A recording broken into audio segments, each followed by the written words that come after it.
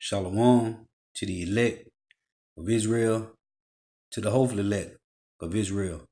You Hebrew Israelites, you so-called Negroes, Latinos, Native Americans, West Indian, and Haitians.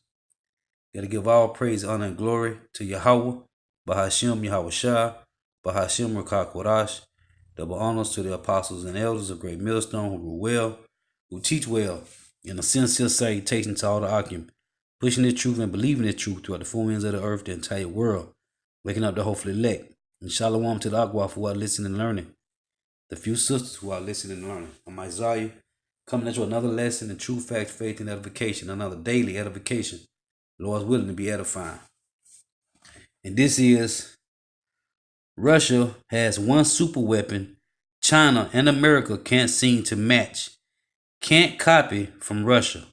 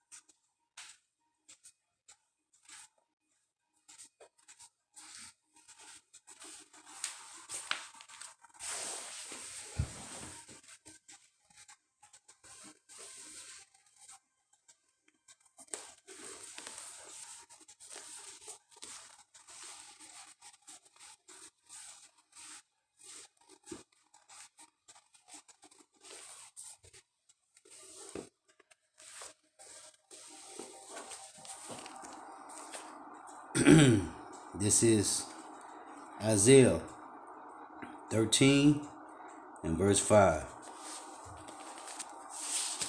And it reads, They come from a far country, from the end of heaven, even the Lord Yahweh, and the weapons of his indignation to destroy the whole land. Isaiah 54 and 16. And it reads, Behold, I have created the smith that bloweth the coals in the fire. This is the words of the Heavenly Father Yahweh. Isaiah 54 and 16. Behold, I have created the smith that bloweth the coals in the fire, and that bringeth forth an instrument for his works. And I have created the waster to destroy. What is a waster? An intercontinental ballistic missile.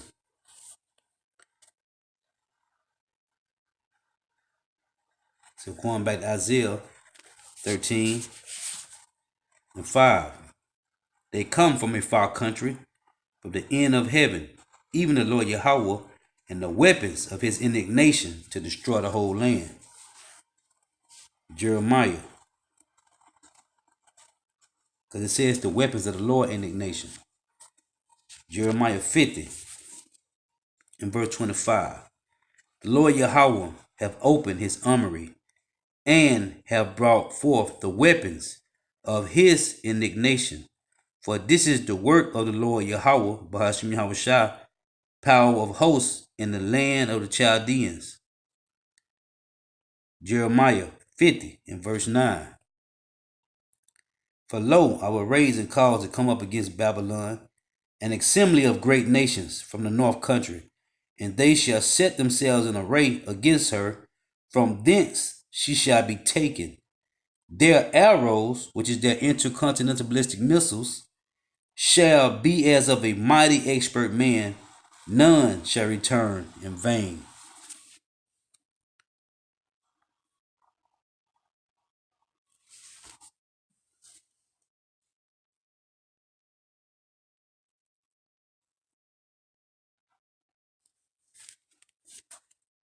This is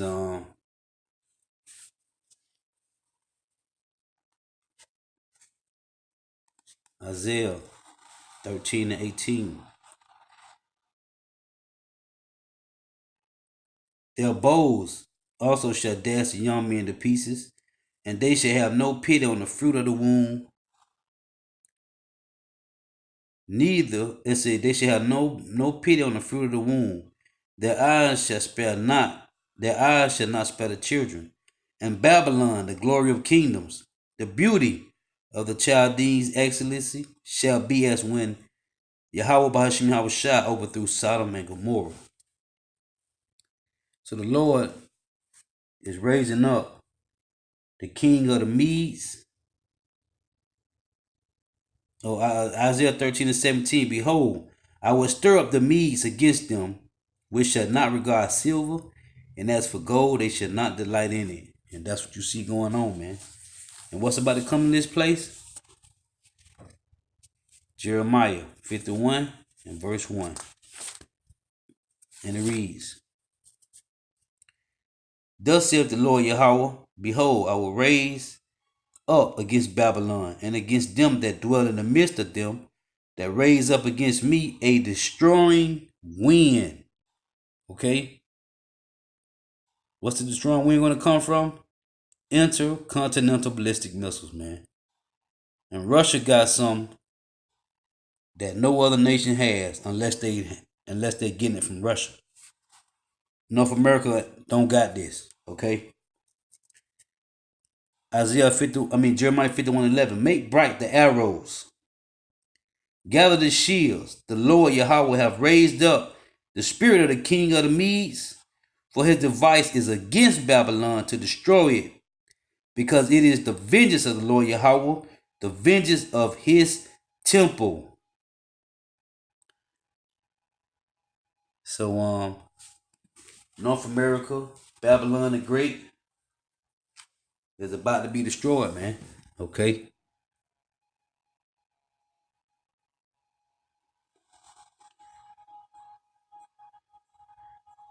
And it's just a small level of what Russia's showing you, man. Okay?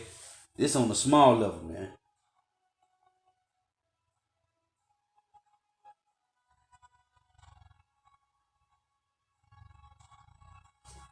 And the reason this World War III is going to break out is because of what? Jeremiah 50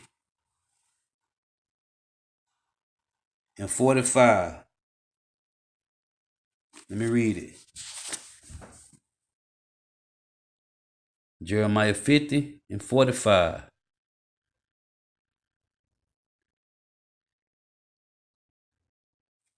And it reads,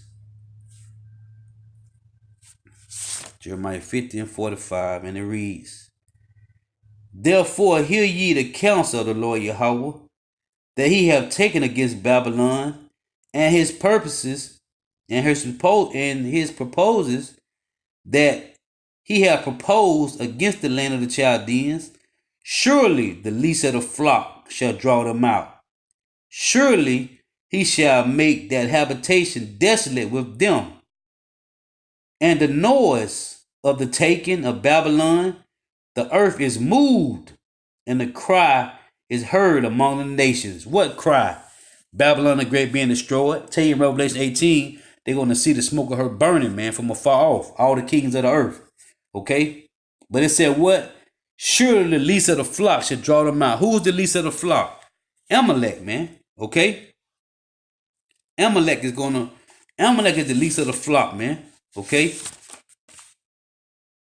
They the one that's gonna make Babylon the Great draw them out. Cause who is the head? Who is the chief of Edom? Amalek, man. Okay? Thus saith the Bible, man. This is let me see. What's that? Numbers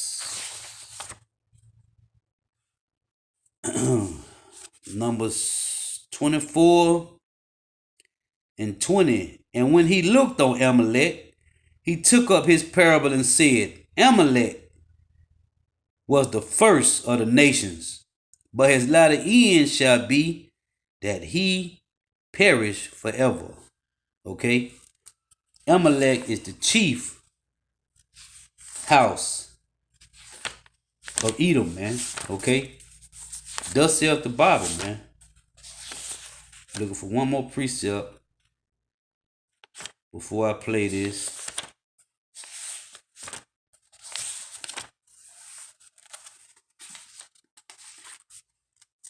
As a matter of fact, I'll go ahead and play it. And we'll come back to that.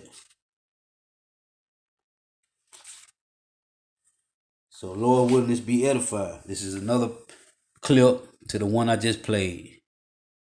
The Russian Navy will be the first to yield a hypersonic weapon system, according to a prominent military analyst. The Navy will test its new Zircon missile sometime next year, a missile that can allegedly fly at speeds in excess of 6,000 miles per hour. Zircon could be used to launch lightning-fast strikes against targets on land or enemy battle groups at sea, including U.S. aircraft carriers, knocking them out in minutes. Hypersonic weapons are weapons that travel between Mach 5 and Mach 10, and Zircon will reportedly fly at Mach 8, or 6,138 miles an hour. Zircon likely uses a scramjet, short for supersonic combusting ramjet, for propulsion. A scramjet is an air-breathing engine that takes in air at supersonic speeds, allowing it to work efficiently at high Mach numbers. Scramjets require their hosting body to be already moving at supersonic speeds to work properly, so Zircon uses a rocket booster to exit the submarine and accelerate to speeds where the scramjet can take over. Russian sources state that Zircon's maximum altitude is 100,000 to 130,000 feet. Reaching max altitude, Zircon could then fly straight at its target in a shallow dive. At more than 6,000 miles an hour, Zircon flies 100 miles in less than 1 minute. The powerful Spy-1 radar on U.S. cruisers and destroyers can detect a warhead at 192 miles, giving a U.S. carrier strike force less than 2 minutes to detect, track, and shoot down an incoming Zircon missile. If, on the other hand, Zircon enters a steep dive and then flies low like other cruise missiles, it can prove unstoppable to many navies. Assuming Zircon flies at an altitude of 200 feet, about typical for a cruise missile, a surface ship will detect Zircon at a distance of just 34 miles. In that scenario, the targeted ship has less than 20 seconds to down the incoming Zircon missile. That's hardly enough time for the defending ship commander to process what is happening, let alone launch missiles to shoot the incoming hypersonic missile down. All is not lost, however. Defenders can buy back time against the hypersonic threat by placing their radar at a higher altitude, detecting missiles like Zircon at greater distances. Another helpful measure would be to automate the ship's defense system, allowing an artificial intelligence to respond to threats automatically and without a man in the loop, which is a risky proposition if fighting takes place where civilian ships and planes might be present. Zircon is likely armed with both conventional and nuclear warheads, the latter particularly useful targeting enemy fleets. Missiles moving at Mach 8 are difficult to steer, and a conventionally armed Zircon aimed at a moving ship could miss its target entirely. One way to solve this is to arm the missile with a nuclear weapon. During the Cold War, Soviet anti-ship missiles were capable of carrying nuclear warheads, making them capable of knocking out an American aircraft carrier with one near miss. Facing the same adversary, the Russian Navy could elect to also arm Zircon with nuclear weapons. It's important to note that Russian President Vladimir Putin announced Zircon in 2018, along with 5 other weapon systems, all of which will carry nuclear weapons. Another worry is that Zircon could be used to conduct so-called decapitation strikes against the US government, crippling its ability to retaliate in a nuclear war. Decapitation scenario involves Russian submarines launching a surprise nuclear cruise missile attack, leveling Washington, D.C. before the civilian leadership can give the order to retaliate. The U.S. government is already concerned enough with the threat of low-flying subsonic cruise missiles to field the Joint Land Attack Cruise Missile Defense Elevated Netted Sensor System, or JLENS. JLENS consists of 2 radar-equipped aerostats anchored at 10,000 feet above the East Coast, keeping watch against low-flying cruise missiles. How the U.S. government would defend against a hypersonic decapitation strike is unknown. Another weapon system unveiled by Russian President Vladimir Putin last year during a State of the Nation speech is the Sarmat Heavy Intercontinental Ballistic Missile. The RS-28 Sarmat, Satan II, is a heavy intercontinental ballistic missile that is currently in development. Commissioned by the Russian Federation in 2010, this weapon system is expected to become operational between 2018 and 2020, replacing the aging R-36M2 Voyevoda. Although many of the missile's specifics are confidential, it is known that the missile will be a silo-based system, presumably cold-launched, that uses a liquid propellant to strike targets more than 10,000 kilometers away. As far as payloads are concerned, the RS-28 is rumored to carry anywhere between 10 and 16 MIRVs, with the potential to carry 24 Yu-74 hypersonic glide vehicles in the near future. Wow. What did Russia also announce in 2018? Well, it's Avangard. Avangard is a hypersonic glide vehicle designed to be carried by an intercontinental missile. Once launched, it's designed to sail on top of the atmosphere and is supposed to be able to reach speeds up to Mach 20. That's 20 times the speed of sound. It can be used to deliver nuclear or conventional payloads. According to the Missile Defense Advocacy Alliance, MDAA, a US-based NGO that seeks to generate public support for the deployment of missile defense in the United States, its maneuverability and versatility make it a strategically valuable weapon. According to Pavel Podvig, director of the Russian Nuclear Forces Project, a Moscow-based NGO focusing on Russia's nuclear arsenal, Avangard appears to be reasonably successful and will probably be deployed next year as expected. With my friends from Ridge Wallet. Ridge Wallet is... Oh, it's a lucky for that.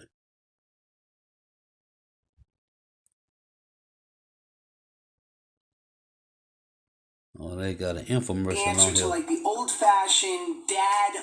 Devils. KH-47M2 Kinzhal Dagger hypersonic missile. Kinzhal is already in the military's arsenal with 10 MiG-31s reportedly modified to carry the missiles. According to the MDAA, the missile is designed to reach hypersonic speeds seconds after launch and reportedly can maneuver at any time during flight. If true, that would allow it to avoid any known U.S. air or missile defense systems, according to the MDAA. It has a claimed range of more than 2,000 kilometers, a speed of more than Mach 10. The Kinzhal resembles an air-launched version of the Iskander short-range ballistic missile. However, despite similar appearance, it is a completely different design. The KH-47M2 Kinzhal is a long-range standoff weapon. Its role is to suppress hostile defenses and engage important targets. It can also engage hostile warships, such as aircraft carriers, cruisers, and destroyers. The Kinzhal missile is carried and launched by MiG-31K long-range multi-role fighters. It is planned that it will be also carried by new Su-57 stealthy multi-role fighters. What else? Poseidon nuclear-armed long-range torpedo. Poseidon is Putin's showpiece. First revealed in 2015, this nuclear-powered underwater drone, one of Russia's next-generation nuclear weapons, is nicknamed the Tsunami Apocalypse Torpedo for its multi-megaton warhead that could create city-smashing waves. A succession of news reports have carried widely disparate accounts of Poseidon's capabilities. So is this another example of overblown Russian military vaporware, or is there something more to it? At more than 6 feet in diameter and 65 feet long, weighing perhaps 100 tons, Poseidon is the largest torpedo ever developed, coming in at 30 times the size of a heavy torpedo. In fact, the torpedo is so big it can be carried only by specially modified submarines. Powered by a miniature nuclear reactor, the Apocalypse torpedo also has effectively unlimited range. Unlike an ICBM or one of Putin's new hypersonic missiles, it would take Poseidon hours to reach its target. On the other hand, it would bypass current missile defenses. Because of this, Poseidon, at least according to the Russians, is unstoppable. As is the case with all hyped Russian military hardware, the big question comes down to how much of it is real. Well, such a weapon is certainly possible, at least in theory. Just how large? Initially, Poseidon was described as having a yield of 100 megatons, even bigger than the Soviets' record-breaking airdrop bomb, Tsar Bomba. The idea is that this explosion could produce a giant tsunami far offshore, meaning the Poseidon would not even need to get close to the target and could destroy coastal cities from long range. Poseidon's size makes the 100 megaton capacity just about possible, though it's a squeeze. In the 1950s, the Soviets planned a similarly giant nuclear torpedo known as the T-15 to carry a warhead in the Tsar Bomba class, mainly because there was no other means of delivering it. However, in May 2018, a military source told the Russian TASS news agency that Poseidon's warhead would actually be up to 2 megatons. That's far more realistic, but not enough to create an effective tsunami, if it could create a tsunami at all. The US military carried out studies in this area in the 1950s and 60s and found that waves generated out at sea, whether by a nuclear blast or a meteor impact, were not efficient weapons. Most wave energy is dissipated by breaking on the continental shelf before reaching shore, concluded lead scientist W.G. Van Dorn in his final report on explosion-generated waterways for the Office of Naval Research. The phenomenon of giant waves breaking while still far out at sea has since become known as the Van Dorn effect and has been validated by later studies using advanced computer techniques. The threat then is less likely to be from long-distance waves, but from a more orthodox type of nuclear blast. Poseidon's supposed speed is also another unknown.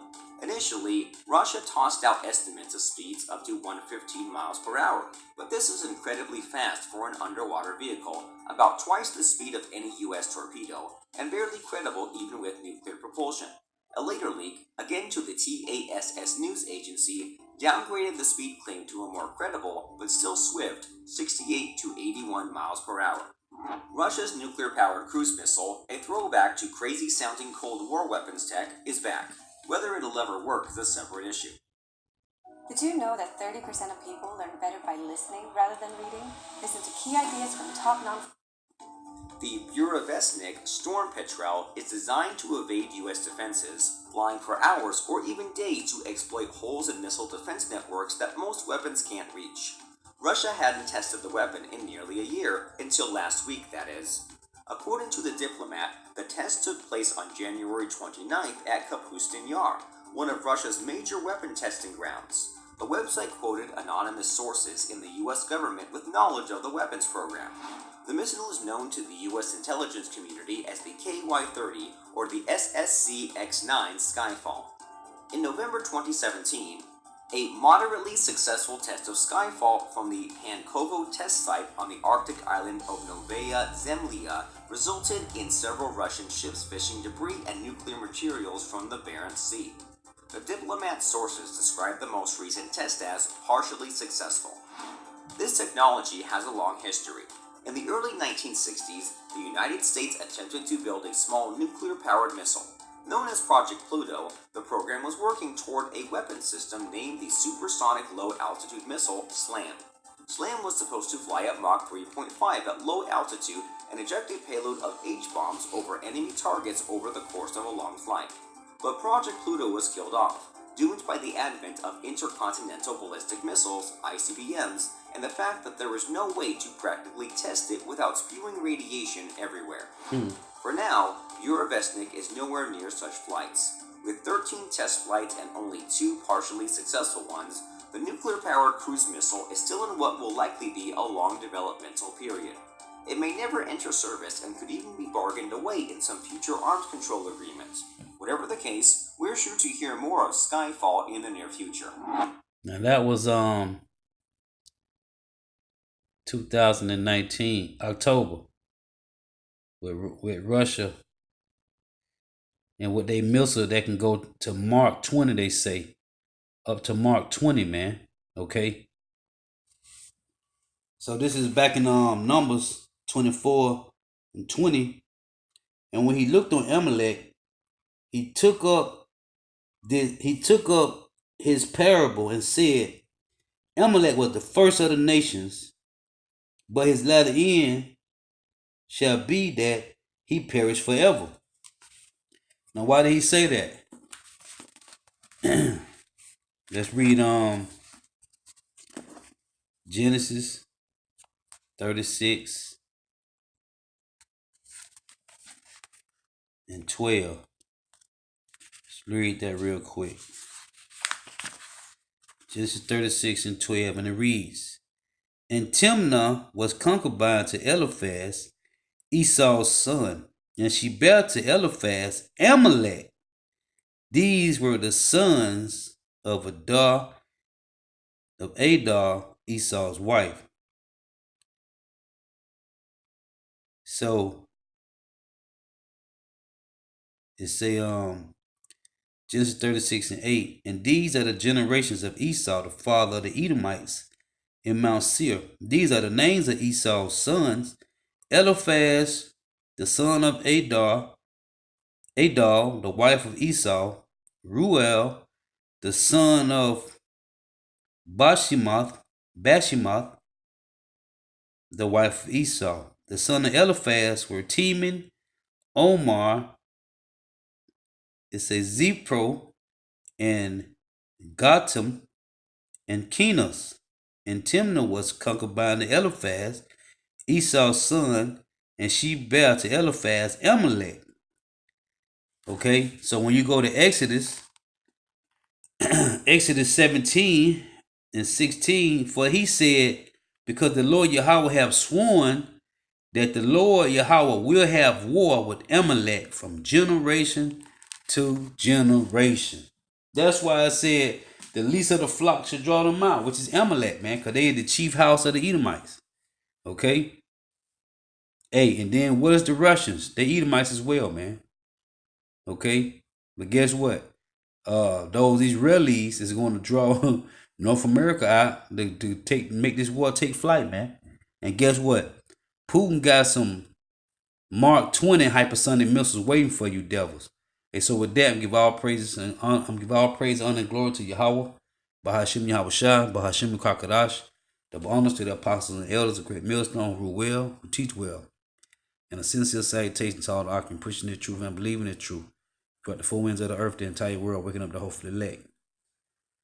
And shalom to the wife who are listening and learning. A few sisters who are listening and learning. Until next time, Lord willing, shalom.